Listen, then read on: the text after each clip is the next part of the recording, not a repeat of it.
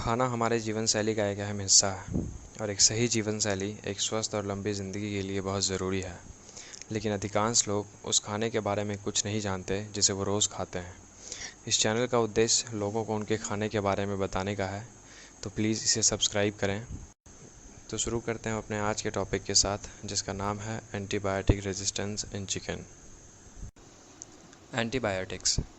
Antibiotics एक ऐसी दवा है जिसका इस्तेमाल बैक्टीरिया को किल करने या उसके ग्रोथ को रोकने के लिए किया जाता है। लेकिन आज एंटीबायोटिक्स हमारे जीवन का एक अहम हिस्सा बन चुका है और आम जिंदगी में इसका इस्तेमाल बहुत अधिक मात्रा में किया जा रहा है। लेकिन एंटीबायोटिक्स का इस मात्रा में इस्तेमाल होना सेहत के लिए बहुत हानिकारक है। एंटीबायोटिक के ज़्यादा इस्तेमाल होने पर शरीर के बैक्टीरिया अपने आप को जेनेटिकली कुछ इस तरह से बदलते हैं कि उन पर एंटीबायोटिक का असर ख़त्म होने लगता है। फिर ये बैक्टीरिया खुद को मल्टीप्लाई करते हैं और इन्हें ख़त्म करने के लिए फिर हायर डोजेस ऑफ एंटीबायोटिक्स दी जाती हैं। ये फिर म्यूटेट करते हैं, मल्टीप्लाई करते हैं और इनकी तादाद और बढ़ती है। इनकी संख्या अंततः इतनी हो जाती है कि इन पर एंटीबायोटिक्स का कोई असर नहीं होता है और ऐसी परिस्थिति को हम ABR कहते हैं, मतलब एंटीबायोटिक रेजिस्टेंस। इस अवस्था में पहुंचते ही किसी भी तरह की ट्रीटमेंट फेल कर जाती है, जिसे हम treatment failure due to antibiotic resistance कहते हैं। शायद आप इस बात को नहीं जानते या समझते कि कितने तरीके हैं जिससे आपका शरीर एंटीबायोटिक रेजिस्टेंट बन जाए। ये कभी कभी सिर्फ दवाओं के डोजेज से नहीं होता। आपका आहार, उसकी शुद्धता और उसका संतुलन भी इसे तय करती है।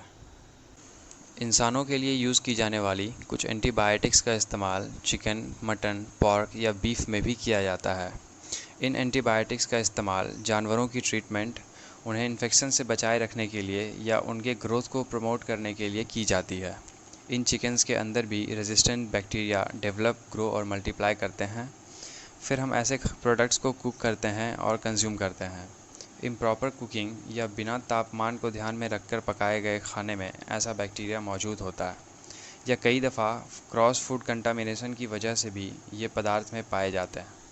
ऐसे अशुद्ध खाने को खाने के बाद ये बैक्टीरिया हमारे शरीर का एक हिस्सा बन जाता है और खाने की आदत की वजह से समय के साथ हमारा शरीर एंटीबायोटिक रेजिस्टेंट बनता जाता है। फिर हम पर किसी भी एंटीबायोटिक का कोई असर नहीं होता। ये आदत दरअसल मृत्यु का एक कारण बन जाती है और ऐसी घटनाएं काफ़ी जगहों पर घट चुकी हैं। साल 2017 से 2019 के बीच यूनाइटेड स्टेट्स ऑफ अमेरिका में 1,20,000 लोगों की मौत सिर्फ एंटीबायोटिक रेजिस्टेंस से हुई।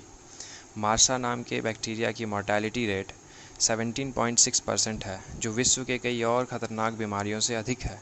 ये दरअसल एक ऐसा बैक्टीरिया है जिस पर किसी भी एंटीबायोटिक का कोई असर नहीं होता। 100% एग्रीकल्चरल लैंड में 77% लैंड लाइव स्टॉक फार्मिंग के लिए यूज़ की जाती है और 100% एंटीबायोटिक्स में से 60% एंटीबायोटिक्स सिर्फ लाइव स्टॉक फार्मिंग के लिए यूज़ किए जाते हैं। इंडिया में चिकन डिमांड हर साल 15% बढ़ता है। 77% लैंड और 60% एंटीबायोटिक्स जब अभी के डिमांड को मैच नहीं कर पा रही हैं, फिर वो बढ़ती आबादी के बढ़ते मांग को कैसे पूरा करेंगी। इससे ये बात तो साफ़ है कि आने वाले समय में एंटीबायोटिक का इस्तेमाल और अधिक मात्रा में किया जाएगा। एक सर्वे की माने तो भारत में चिकन को दी जाने वाली एंटीबायोटिक का इस्तेमाल 82% तक बढ़ेगा। फ़िलहाल 1 किलोग्राम चिकन में 148 मिलीग्राम एंटीबायोटिक को यूज़ किया जाता है। WHO का ये कहना है कि चिकन्स 16 एंटीबायोटिक्स के लिए ऑलरेडी रेजिस्टेंट हो चुकी हैं, जिनमें से 10 ह्यूमंस के लिए क्रिटिकली इम्पॉर्टेंट है, मतलब अत्यंत आवश्यक। अगर आपका शरीर इन एंटीबायोटिक्स के लिए रेजिस्टेंट हो जाए तो ज़रूरत के वक्त इसका आप पर कोई असर नहीं होगा। अतः ये बात निश्चित है कि अगर एंटीबायोटिक रेजिस्टेंस पर नियंत्रण नहीं लगाया गया तो आने वाले कुछ सालों में करोड़ों जानें सिर्फ एंटीबायोटिक रेजिस्टेंस की वजह से जाएंगी। रिसर्चर्स की माने तो वो दिन दूर नहीं जब आदमी फिर छोटी छोटी बीमारियों से ग्रसित होकर मरेगा। इसकी एक बड़ी वजह यह भी है कि पिछले कुछ दशकों में एंटीबायोटिक्स पर कुछ बहुत उम्दा काम हुआ नहीं है, और अगर हुआ भी है तो उसके रेजिस्टेंट बैक्टीरिया काफ़ी जल्द ही डेवलप कर गए। उम्मीद है कि इस क्षेत्र में कुछ उपयोग की चीज़ें जल्द ही सामने आए। फ़िलहाल के लिए स्वस्थ रहें, ख्याल रखें। धन्यवाद।